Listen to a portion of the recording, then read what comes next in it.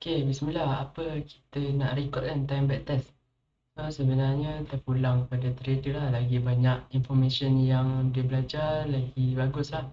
Sebab setiap trader ada perspektif masing-masing. Tapi yang ni untuk just umum lah. Contoh tarik.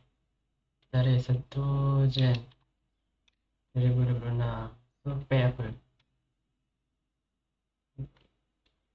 FPO.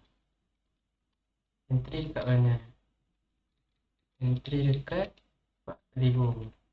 Stop loss. Kenapa entry? Setup apa? Tulis semua. Stop loss kat mana?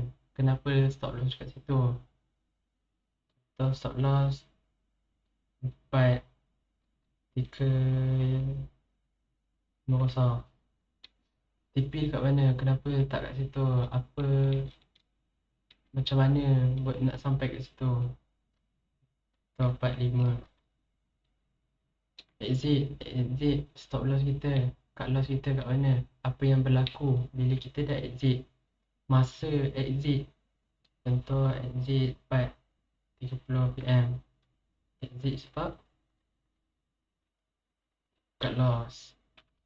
Okay, tulis je semua apa yang kita yang berlaku dalam trade tersebut. Okay, result,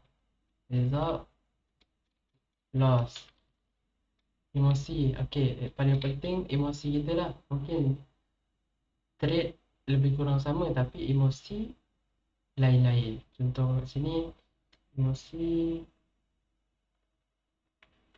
uh, trade tak sabar, tak sabar tunggu breakout. Contoh sini tak sabar, emosi tak sabar. Note kita boleh buat apa? Lepas ni kena ada confirmation.